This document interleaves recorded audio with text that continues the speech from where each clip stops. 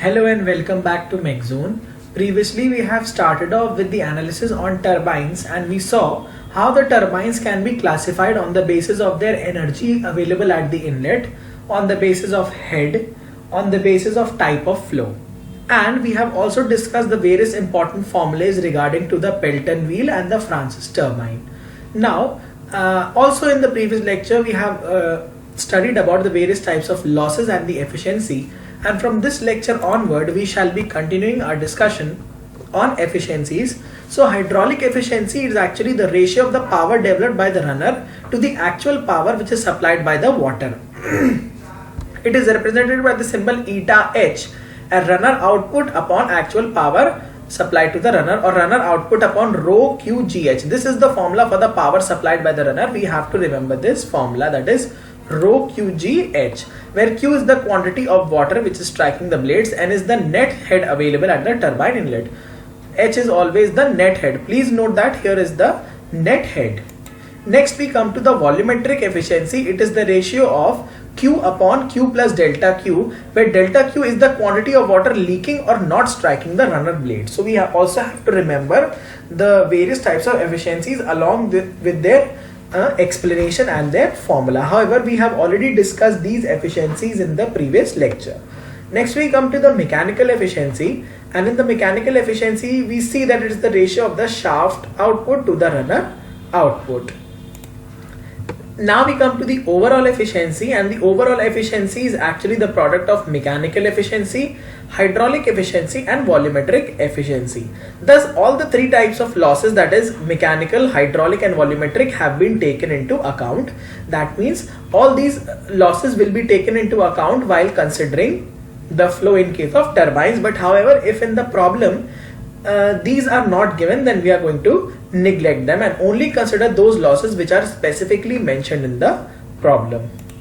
We now come to an important topic where we will be studying about the velocity triangle concept, and this velocity triangle concept is very important while solving the numericals, because all the numericals that have been asked or that will be asked from the turbine section, then if you remember how to draw the velocity triangle, you will be very easily solving all those numericals. So this is actually the velocity triangle that has been drawn. VAI, that is, this velocity is actually the velocity of which is the velocity of the stream which is delivered to the wheel at an angle AI. Actually it is written AI, but it is actually alpha I. An increase in AI reduces the value of the useful component, absolute circumferential component. So if we are going to increase the value of AI, then the which useful component? The component which is mainly requiring or which is mainly responsible for imparting the force would be reduced. This is also called as the inert whirl velocity, that is PWI. I is for inlet, E will be for exit, outlet, or O will be for outlet. This would be VAI into cos alpha I. An increase in AI increases the value of the axial component, also called as the flow component.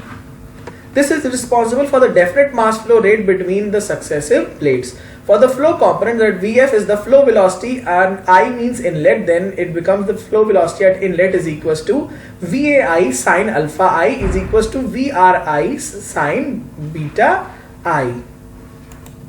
Now we will apply the Newton's second law for the impulse blade in our velocity triangle, and the tangential force, that is F, would be equal to the mass flow rate, that is the mass upon time, upon the change in the velocity in the tangential direction. Here we are only considering the tangential direction. The tangential relative velocity at the blade at inlet would be VRI cos beta I. At inlet it is I, and at the exit we are using E. Why we are using minus sign? Because it is in the exit direction. So minus VRE cos beta E. So change in the velocity in the tangential direction would be V exit minus V inlet. So VRE cos beta E minus VRI cos beta I. So while taking the minus sign to be common, we get VRE cos beta E plus VRI cos beta I. So the force becomes M dot represents the mass flow rate, VRE cos beta E plus VRI cos beta I. The driving force on the wheel is given by Fr. Now the power output of the blade could be simply evaluated by multiplying the force by U, that is, the diagram efficiency or the blade efficiency would be represented by the power output upon the kinetic power of inlet steam. Actually, it should be stream. So m dot u, work done, power is actually the rate of work done, upon m dot VAI square upon 2. So we can also call it as kinetic energy is half mv square. So it is m dot v square AI upon 2. And this is representing the diagram of the blade efficiency. So these are the related formulas that you need to remember, because in GATE these questions are not asked, but if we go to examinations like ESE, then they are asking these types of questions also, when you need to remember the formula. Now to achieve the maximum efficiency, we would like to differentiate the blade efficiency with respect to phi, and upon differentiating we would obtain ND max, that is the maximum blade efficiency would be 2 cos alpha I minus cos alpha I by 2 k cos beta exit upon cos beta inlet plus 1, where k is the blade coefficient. Now we come to some study on Francis turbine, and the Francis turbine was actually developed by James B. Francis, and I have already told you that a Francis turbine is a type of radial flow turbine. That is, the flow passing through the runner had velocity component only in the plane normal to that of the axis of runner. Reaction hydraulic turbines of relative medium speed with radial flow. So it is medium speed with radial flow of water in the component of turbine or runner. So here we have discussed the working of the Francis turbine, and Francis turbine generally installed with their axis vertical. So water with high head, that is pressure, enters the turbine through the spiral casing. Actually there are two types of spacing that I have not discussed here, but I'll be telling you. The first type of casing is the scroll casing, and this is used to evenly distribute the water along the periphery and also to maintain the constant velocity for water. Okay, so this was the one type of casing, and it is a scroll or the spiral. It is also called as the spiral casing. Sorry, it was only one type, not two types. And the basic function, we are also providing a draft tube, and the basic function of the draft tube is to convert the kinetic head into the pressure head. So this question has also been asked a number of times, that what is the main function of the draft tube. So the draft tube mainly functions to convert the kinetic head into the pressure head. Okay, so here we have also explained about some working. As the water flows through the runner, its pressure and angular momentum reduces. This reduction imparts reaction on the runner, and the power is transferred to the turbine shaft. Now we come to some discussions on the Kaplan turbine. And Kaplan turbine, its velocity triangle and the calculations of efficiencies are exactly similar to that of the Francis turbine. Okay, and it is an axial flow reaction turbine. Runner of the Kaplan turbine has around 4 to 6 blades are present.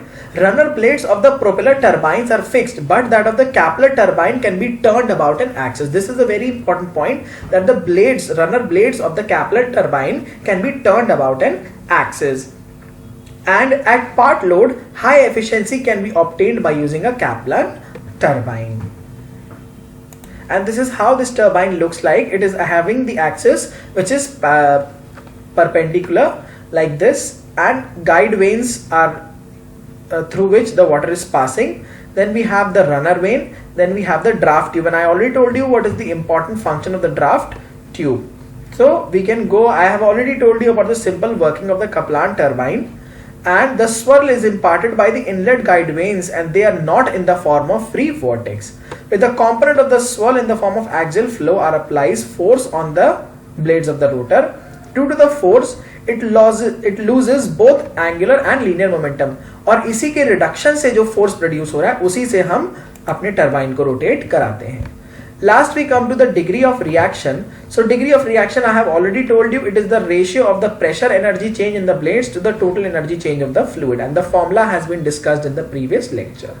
If the degree of reaction is 0, it means that the energy changes due to the rotor blade is 0, leading to a different turbine design called as Pelton turbine, and the Pelton turbine formulas have already been discussed in the lecture number 2. Now the draft tube that I have already told you is mainly used to convert the kinetic head into the pressure head, which was the main function of the draft tube. Now with this we come to the end of this lecture. We hope कि आपको हमारे lectures पसंद आ रहे होंगे. हमें अपना valuable feedback हमारे channel पे देते रहिए और हमसे अपनी प्रॉब्लम शेयर करते रहिए. We are going to upload all the technical subject lectures by the end of November, so that you have ample amount of time, that is 2 months of time for December and January for complete revision. We would also be discussing about the various test series that have been made available by the various coaching institutions, and we will be comparing them all, and we would be finding a common solution as to which test series should be preferred and which should not to be preferred. So with this we come to the end of this lecture. In the next lecture we shall be studying about our final topic, that is discussion on pumps. So thank you so much.